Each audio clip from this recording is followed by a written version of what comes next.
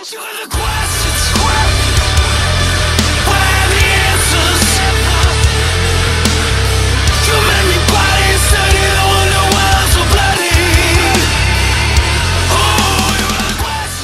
Jaysin, man, I appreciate you being on the podcast, man. I like the background.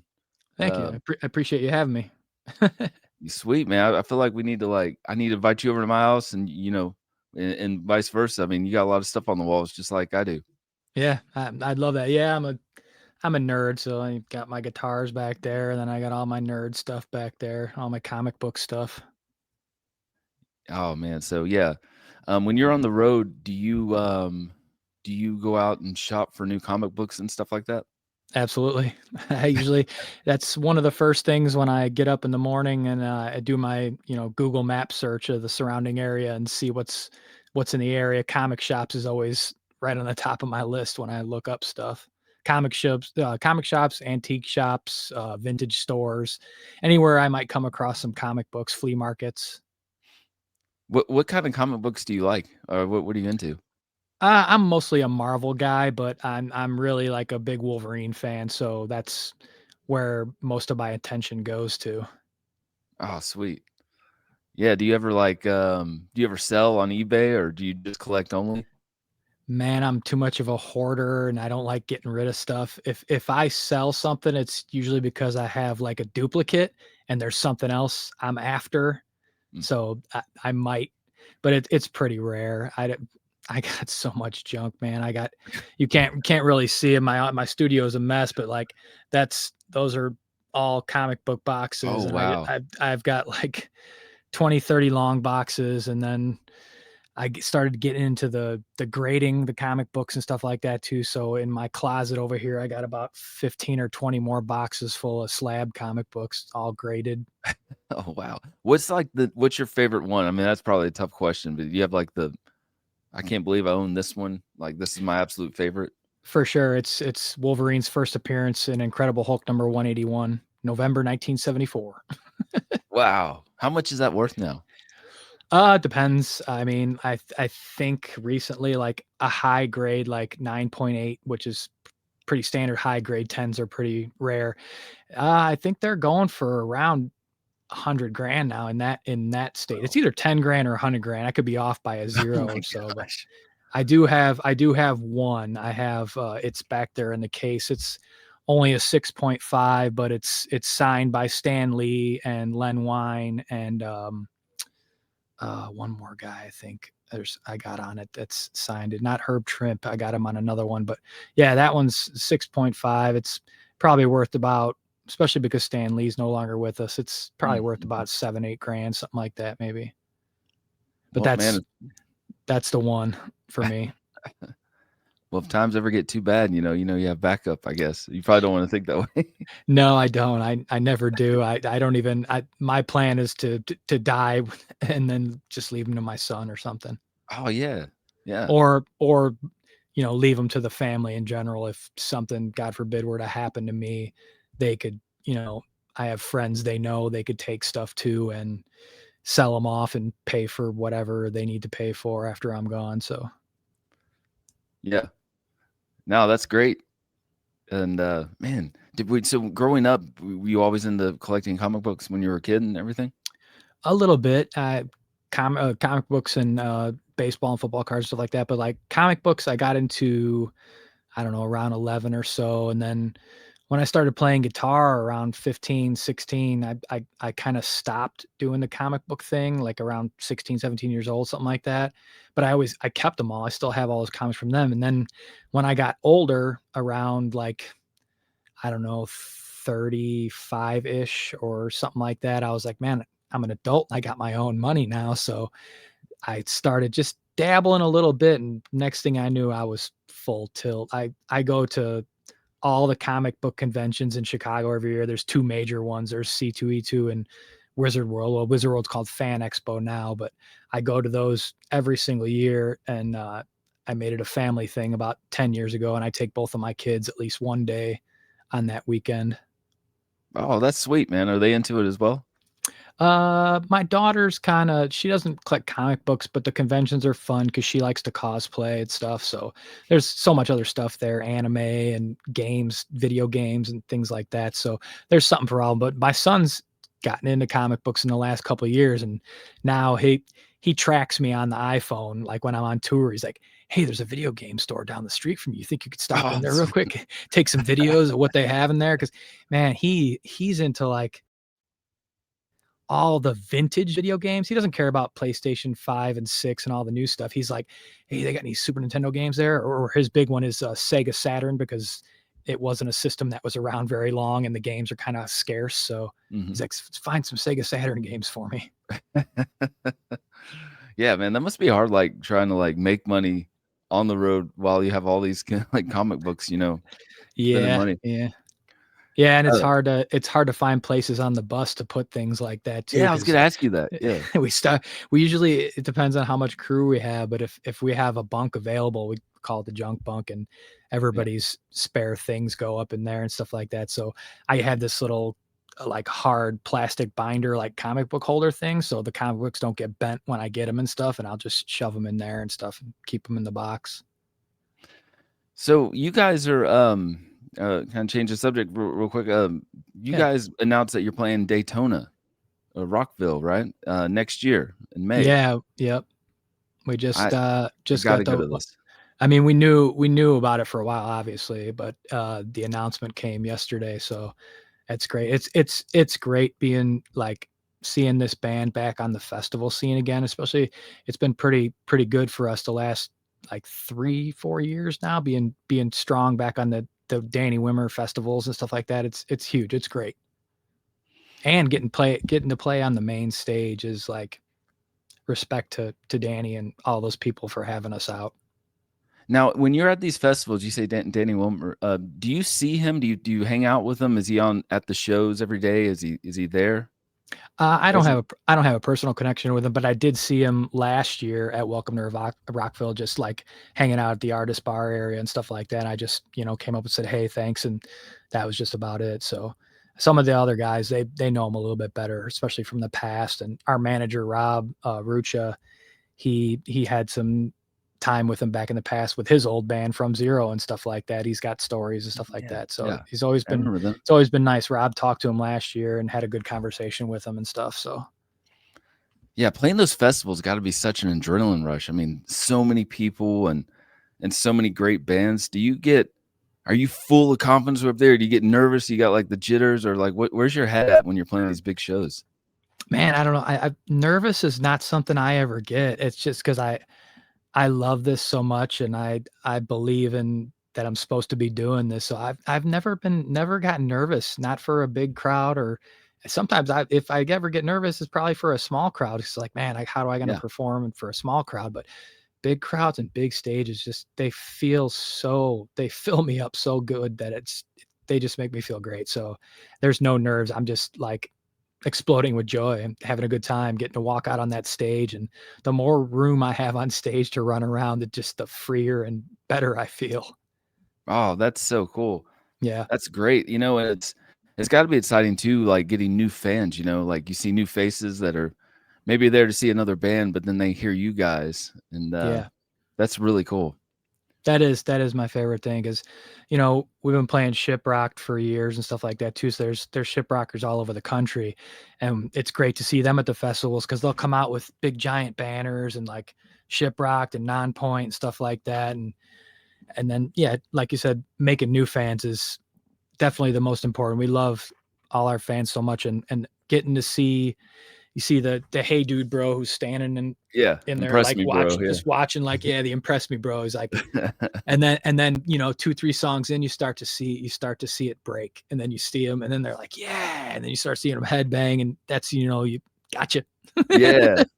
Do you, and also, I bet, like, if you see artists well-established artists, checking you out, you know what I mean? That's gotta be cool too from That the is side of the super stage. exciting. It makes me feel appreciated and respected to be able to turn to the side of the stage and see somebody like Shavo from System of a Down or uh, Rob from Machine Head or Wow. even Jose Mangan. I love seeing Jose. He's always so great to us. Oh, yes, love that dude.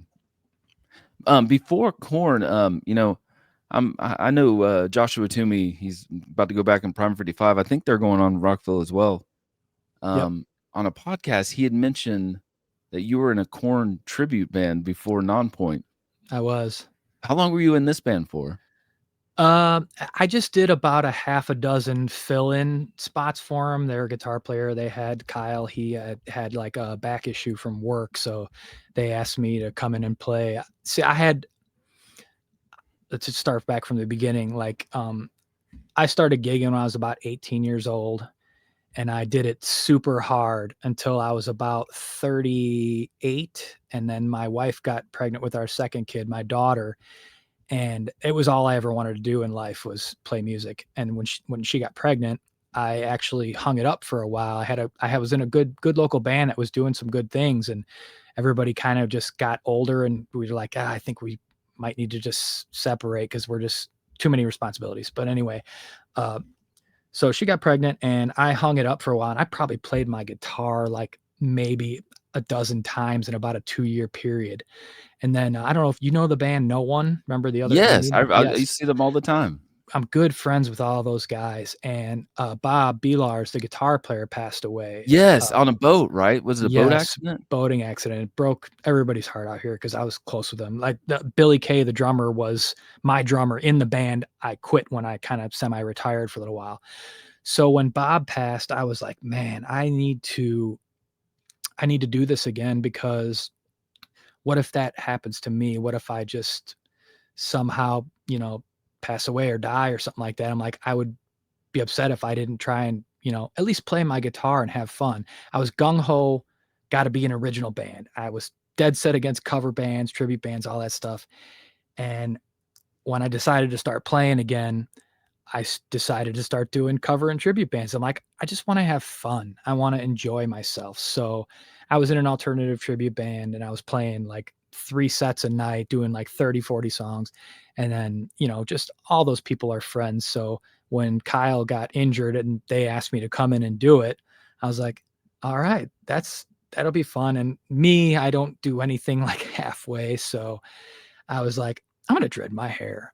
Again, I should say, because I used to have dreadlocks when I was like 20 years old. I had them for like 4 years in one of my original bands. So I was like, I'm gonna dread my hair again because you know what? I might go bald soon. So Right. I'm gonna have a little bit more fun with my hair. So I dreaded my hair about a couple of weeks before I got in the band, and yeah, that was fun. Got to How play. long was your hair? Was your hair, like, super long at the time? It was pretty long. Yeah, like I was bald, and then like within 2 or 3 years, my hair got really long, really fast. So I was like, "Yeah, I'm gonna do this one more time." Well, you got excellent dreads, man. Like, Thank you. yeah, amazing. So you played in Corn, you did this for a while. How did you get discovered from Nonpoint? I mean, how did that happen? It started from their management, Frank from FM management. We were friends because he was part owner of some clubs and stuff like that, and he knew that I was the kind of stage presence that Nonpoint would be looking for because they're very energetic, and that's how I've always been on stage. So he sent my profile over to Rob, our drummer, and I was already friends with Rashid, the guitar player, because Yes. our bands had played together for I've known him since I was 20 years old. So our local bands played together all the times. So I was pretty close with him already. So when Rob asked Rashid about me, he's like, "Yeah, I'd give him a shot. He's reliable and he can do it." So that's pretty much how it went. And Adam I knew of because he was in Rashid's last band before Nonpoint. We never were really friends, but I knew him too from bands he was in. What band was that they were in together? In cinema. Oh, okay. Yeah, Yeah, have to check that that was the out. band. Rashid actually sang and played guitar in that band. Wow, I didn't know that. Yeah. So, did you have to try out, like, when they, like, Oh show up, yeah. plug in? Oh yeah. Yeah. That was that's another story too because the funny thing is like when BC had announced that he was going to be retiring and leaving the band, my wife turns to me and she goes, "Wouldn't it be weird if they asked you to come play with them?" And I'm not even kidding. Like the very next day is when Rob sent me a Facebook message and he's like, "Hey, bro, I'm Rob from Nonpoint." And immediately the conversation didn't go any further than that. My heart like fell out of my chest. I'm like, I know where this is going already. I'm like, no way. And then he's like, hey, we're looking for a guitar player. I don't know if you heard. And I'm like, yeah, I did hear. And when he started questioning me, he's like, yeah, we're looking for a lead guitar player. And then my heart sank again because I wasn't really a lead guitar player. I've been Mhm. a rhythm guy my whole life. I never had the desire to be like that wicked shredder or anything like that. And he's like, do you think you can do it? I'm like, man, I don't know if I can do it, but I'm sure going to give it a shot. So I was like, yeah. At first I told him, no, I don't think I can do that stuff. He's like, oh, well, all right, man, thanks a lot. And I'm like, hit him back and I'm like, but let me try. Let me try. I mean, I don't know if you got other people you're trying out or not, but just give me a shot. And I immediately went and a good friend of mine is like a master's degree in music, plays guitar and gives lessons. I was like, give me some lessons, dude. Teach me how to play some of these solos so I can, get through this audition and stuff, and I'll take it from there. And Rob saw that I was taking lessons. He saw me make a Facebook post. Like I said something along the lines of like, I'm tired of letting this one aspect of my guitar playing like hold me back from doing bigger things or something like that. And Rob saw that and he's like, wow, that's real inspiring. And I'm super glad you're gonna do it. And then yeah, I would be downstairs like trying to play these solos and screaming and cussing. And I'd come upstairs frustrated, be like, I can't do this. I'm done. I'm calling Rob. I'm like, I can't do this. My wife would be like, go back downstairs and keep trying. So I kept trying. And then they wanted me to come out the tour before I actually came to the band. Um, but I just wasn't ready yet. I'm like, I know the songs, but I'm not good on the solos yet. So Rob's like, don't worry about it. We got Aru to come out from Machine Head and El Nino. Oh, He's gonna Aru, I love Aru Luster, Yeah. yeah. So he did the Kings and Queens tour right before I joined. I think that was with Butcher Babies and somebody else. So Rob's like, take all the time you need. You got another month or two. We're gonna do this tour. No worries. I'm like, great. So I worked my butt off, learn those solos. I'd send Rob video updates of me playing songs, stuff like that. He's like, hey, it's great. He's like, just got to work on them solos a little bit more, man. He's like, you got everything else. And then when they came back and it came time, they rented a rehearsal spot in Chicago and I came out for an audition. And they gave me a set list to learn songs. And I'm like, all right, cool. So we got out there, got to the audition, and the first song we ever played together was Breaking Skin. No Oh, solos in that. There's some cool lead stuff, but as yep. soon as I've told this story before, but as soon as the song ended, I'm looking around like, I don't know, how was that? How'd I do? And Elias is like, he walked over with a smile and gave me a big hug and he said, that was great, man. I was like, oh, I felt so at ease from that point on. Like, I Oh, I was like, all bet. right, all right, yeah. So where you're at now, I mean, you're doing solos, obviously. Yeah. Um, are you still taking lessons for solos, or does it come natural doing No, solos when I now? do, I will pick up tricks from YouTube and stuff like that. Like I have an online guitar course that I take occasionally, to freshen up on things like that. But now I'm a little better at picking things apart now that I can try and figure this stuff out on my own. Like there's some crazy stuff, some songs we've never played live, but we threw them in the set and decided not to do them, not because of the solo, but I had to learn other solos and I crazy tapping things that BC's doing. And I was able to pick them up on my own because once I got a general knowledge from my guitar teacher, I was able to pick things apart. Plus on YouTube, they got a feature Oh on yeah. there where you can slow things down like to half speed on videos and stuff. So I'm like, that helped a lot. So, and now when I write a guitar solo for a song that we might be writing or something like that, it's basically just me noodling around and finding where I want to be. I have no musical training like theory or anything like that, but I know when I'm hitting a wrong note or a clashing note or something that doesn't work. So I know that didn't work. So keep going, try something else. When you guys are making new music, do you guys all write together? I mean, are you We collaborating with Rashid and Adam? Yeah. Yeah, we do both. We do get together. Usually somebody comes prepared or somebody has sent an idea, um, through a text message or something like that. Hey, I got this riff, or hey, I got half a song, or hey, here's a whole song, or something like that. And then everybody will start putting their 2 cents in and deciding what sounds best with it, or hey, let's write another verse, or we need a transition here, or something like that.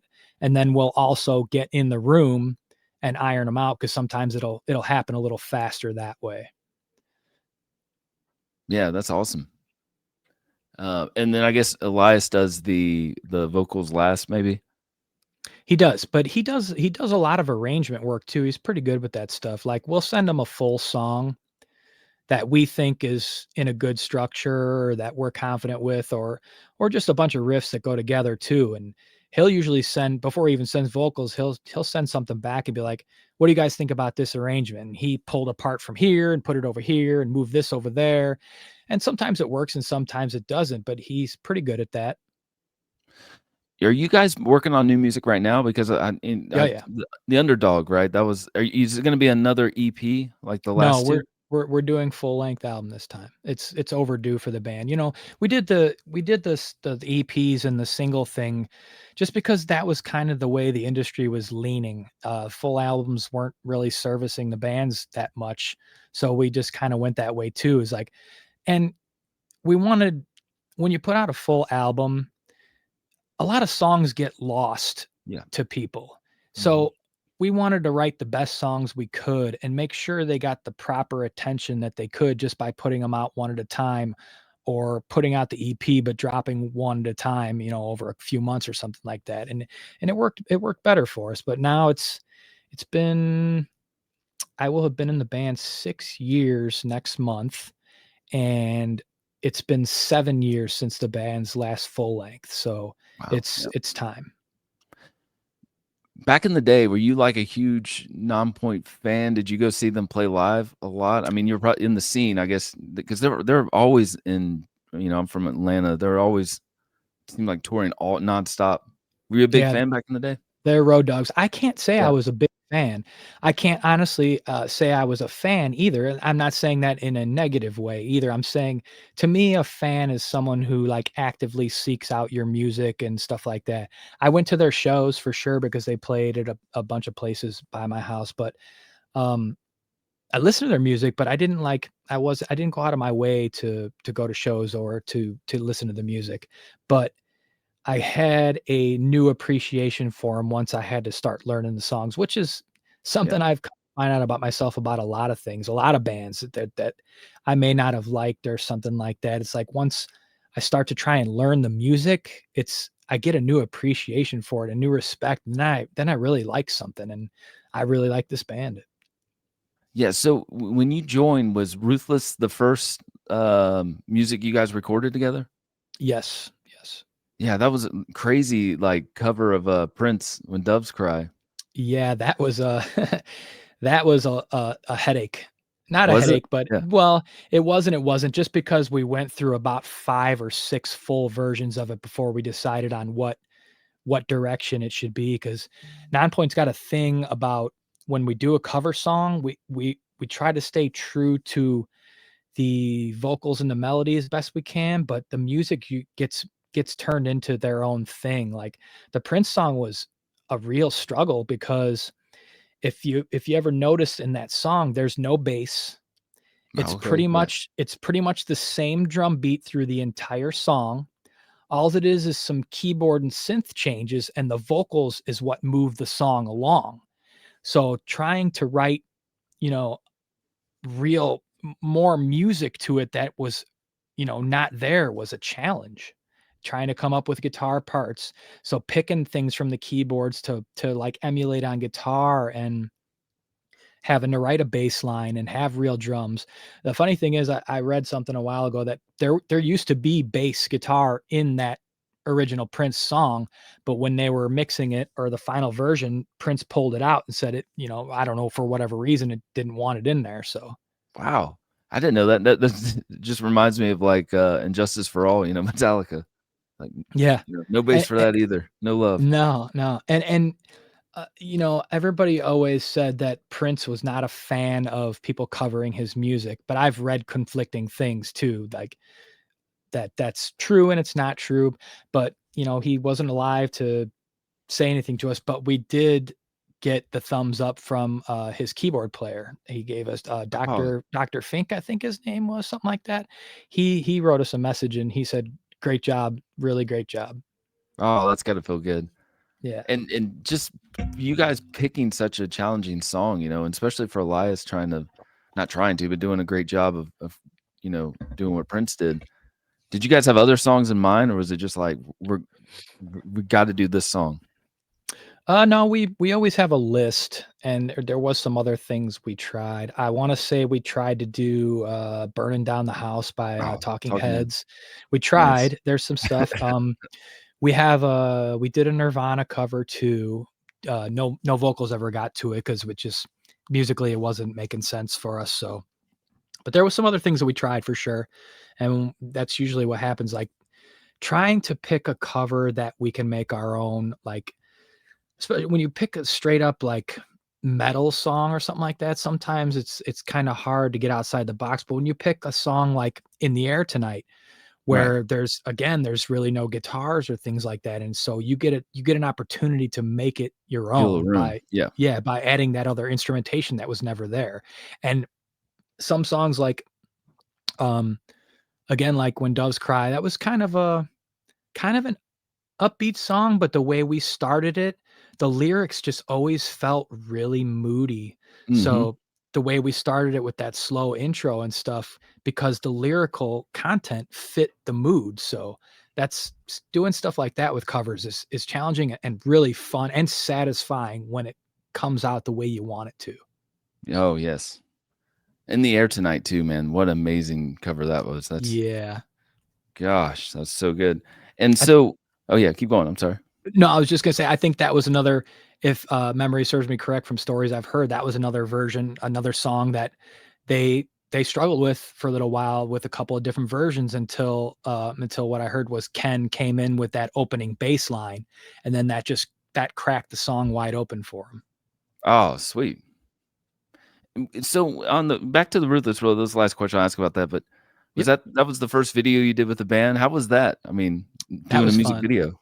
It was fun. I had done music videos in my other bands before, and Okay. my old singer was really good with a camera. He did it in college and stuff like that. So our old videos were actually pretty darn good, but getting to do it on this level, and the struggle was, we were trying to record it during COVID because I did a tour and then the world shut down and we had just finished recording all the songs for that EP and we were getting ready to start the video and start doing things to set up the release, and that's when the world shut down. So we had to do things. We did our photo shoot with our photographer through like streaming, like she was there virtually, Oh, and wow. yeah, and but wasn't there in person to take the pictures and stuff like that. And so the video was, I can't remember if, I don't think she was there. Yeah, she wasn't there for that either. I don't think. I can't remember if she was or not. But yeah, Killer video. it was, the concept was great and it was fun to get to do something like that. I love both EPs so much. Yeah, it's really the second EP, Heartless, yeah. That's Yeah. such a good, I just love those. It's like every song is like no filler. It's just every song's good. So the shirt I'm wearing, I saw you guys on tour for the Painful Statement tour. Yep. What is it like playing 2 albums back to back? Your guys' set was so long. I loved it though. It was just it's a lot, man. Yeah, it was challenging. We had done the statement stuff already. Again, during COVID, everyone was doing the live stream stuff, so it was an anniversary for statement. So I had a chance. I already knew all those songs front to back, but then Okay. having to learn To the Pain was a challenge too, because we only play just a couple of songs off. Well, probably like 4 songs. So I had about 6 other songs to learn, but it was a challenge to get it to sound, as much like the album as we could, because for the anniversary, we wanted to do the album's respect by playing them, you know, as best we could, just like the album. and I am very happy with how they turned out, and I know everybody else is too, Yeah. especially playing that To the Pain stuff. That was fun. Oh, it's so good. How do you like your energy level, man? Do you just it's like a marathon almost. Do you just kinda you don't go all crazy in the first, few songs. You gotta, I don't know what you do, man. I guess everybody stays in pretty good shape. Yeah, I don't know. I never maybe when we get to like Denver or something where the air is real thin is the Oh, only yeah. time you ever see us really get gassed out because, the air's thinner and stuff like that. But I think everybody's got a pretty good hold on when to go hard and when to lay back, but nobody really does. If we're not moving on stage, something's wrong. Like somebody's sick or they're hurt or something like that. Because man, I wouldn't know how to play guitar on stage without moving. It forces me to. But like the To the Pain stuff, I don't know if you noticed.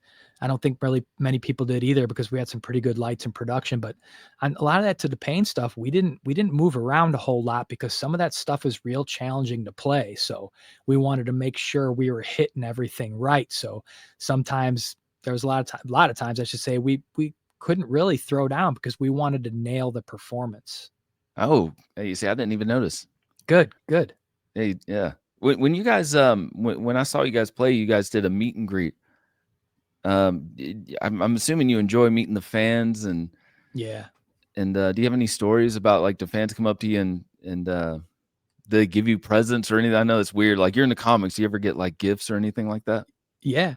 I don't really have any specific stories, but we've made we've become close with a lot of our fans. There's fans in every city who we actually will invite up on the bus to hang out because a lot of them bring us food. That's one of the greatest things you can bring a band is like a good home cooked meal or something like that. But the care packages we get, like they'll give us essentials on the road that we need, like baby wipes and Yeah. food and toothbrushes, toothpaste, deodorant, any of those little things that we don't have to go out and get, that it's really appreciated. And we've become close with a lot of those fans. They're really good to us. They're friends. They're not just fans, they're friends.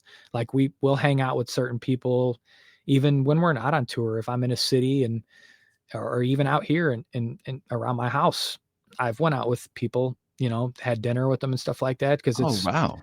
they're good conversation and good people. So it becomes more than just, being a fan. Yeah, dude, I wanna go to dinner with you guys, man. Anytime, I'll buy, anytime, man. Dude, anytime. I have a funny story, though, real quick when, this last time I saw you guys, I brought a bunch of dude wipes, and I don't know if you got any of them, but Oh, yeah. the reason I did that was, a few years ago, I saw you guys play, and I was hanging out with Rob, and I had, like, a good company duffel bag, and I threw in a couple shirts for him, and he was looking at 'em, and then there was dude wipes in there, and he goes and I saw him, and I got embarrassed, like, "Oh, man, I'm sorry, I was traveling with these," and Rob, in all he goes, "Can I have them?" Like, "Dude, I'll take them." I was like, "You can have them, dude." Yeah, they come in very handy as, nights we don't have showers or if the venue doesn't have a shower, it's a dude wipe bath, baby wipe, gotta clean up and don't wanna get in the bunk stinking. We do everything we can to make sure the bus doesn't stink, make sure bunk alley doesn't stink, stay clean.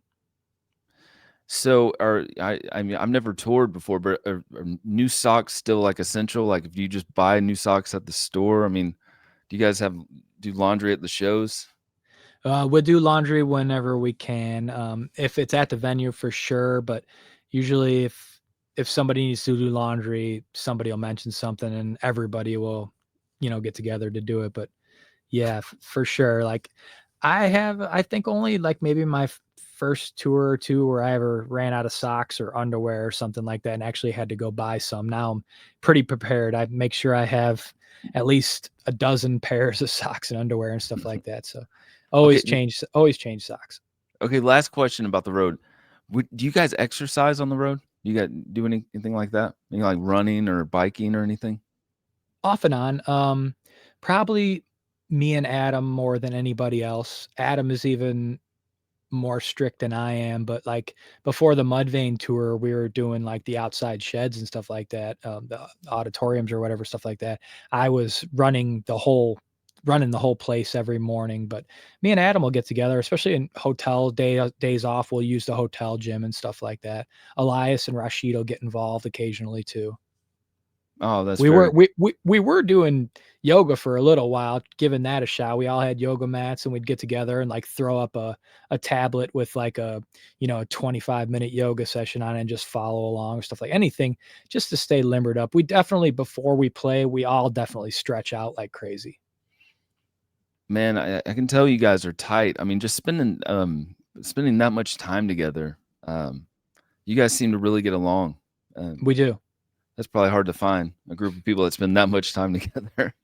It is, I mean, obviously when we go home, we get to get away from each other, not like anybody needs to, but on the road we spend a lot of time together. Nobody really like I wouldn't say anybody's like off doing their own thing too much. I mean, obviously people have personal things they like to do on their own, but uh we enjoy our company and we when one person wants to go do something or something like that, the invite gets extended to everybody and we do it. We'll go to the movies and catch movies and go out to dinner all the time, stuff like that. Uh, I'm pretty okay with doing stuff by myself. When I'm back home, I'll go to the movies and things like that by myself. But when I got people to do things with, always, like when I do the comic book stuff and like the flea market stuff, Adam and Rashid are usually right there with me. Elias too, occasionally, but Adam and Rashid always. We love to do that stuff.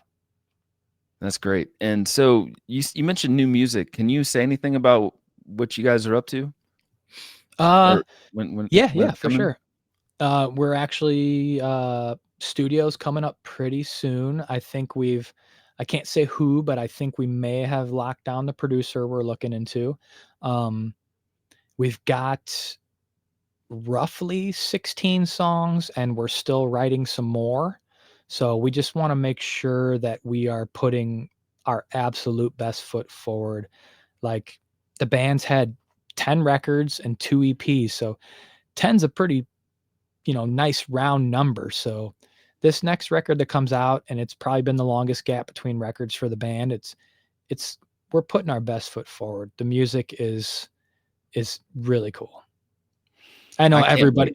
everybody says that like when they got a new record coming out and stuff like that, but I don't know. This is going to be good. It's going to be good.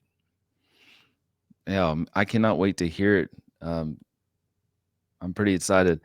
Gosh, what else can I ask you? Okay, do you have? We're coming up towards the end of the year. Is there like an album of the year you listen to? Like for me, it's like the new Deftones album. I've already like this is the my favorite album of 2025. What music you listening to? Do you have a favorite? Man, this is going to sound horrible, I know, but I don't really listen to that much music. Wow, Like I mostly listen to comedy podcasts and same. audiobooks and stuff like that, and so, I mean, I still have a day job, okay? So, when I'm home, I work. When I'm at work, I have my headphones in for about 8 hours a day, and I listen to audiobooks or comedy podcasts or just podcasts in general and stuff like that. I like to listen to people talk. I absolutely, and my favorite comedy podcast as well. I love Bad Friends. All Yes. I I can't. My brain's going blank. I love all that. I have a very, very dark sense of humor, so I like some of the stuff that probably people shouldn't wanna talk about, like Legion of Skanks and stuff like Yes, that, and I love all those. me I'm too. a I listen to Tiger Belly, like, all the comedy podcasts Those are are my great. favorite. Yeah. Yeah. I wanna get and they go on tour too, which is wild, I wanna Yes. see that live. Like, every time I've only been to LA, like, twice since I've been in the band, like, the whiskey or something like that. But I finally got to see it, but I didn't get to attend yet. I always wanted to go to the Comedy Store in LA, like just go in there before or after a show. And now I want to go to Rogan's Place, the Yeah, Mothership in Mothership, yeah. Austin, yeah, and like the Cellar in New York. I'm a diehard comedy fan, so those are things that I want to try and catch on tour, but just never works out. Yeah, I know, man. I haven't been either. Gosh, I wanna go, man. That's awesome. Yeah, Well, Jason, man, I appreciate you doing the podcast, man. This means a lot. I appreciate you having me. Man, yeah, yeah, it's always good seeing you on the road, and you're good people. Thank And you, man. hopefully I can do another episode with you guys when the music drops. I'm assuming next Absolutely. year. I Yeah, hope so, yeah. Yeah, I don't know what, but it's looking like spring, summer, something like that for the release, so great, man. And people can find you on social media, or, yes. Instagram, Yes, Jaysin Facebook. 13 at Instagram, at Jaysin 13 at Instagram. And then I got my nerd comic book page too. It's like Wolverine_nerd where that's where I just focus on all my nerd stuff. I've kind of been neglecting the page a little bit recently, but usually I was starting when I started the page up. So when I was on tour, I would do like walkthroughs of the comic shops I go to and like the stuff I find. Is there, like, this is a silly question, but as big as you are into, comic books, are there podcasts out there just dedicated to that? Because you could do Th that probably, right? there is, but I've never found one that I've quite like really latched onto. Not I've tried a couple of them. I think there's like Shortboxed or something like that. There's a couple, but I'd listened to an episode and I'm like, "Ah, it's not really holding my attention." Mm. Well, Jason, man, I appreciate this. This is awesome, and, Scott, looking thank forward to you. seeing you again. Thanks, Yeah, man. Have a appreciate it. good night. Thank you, You too. brother.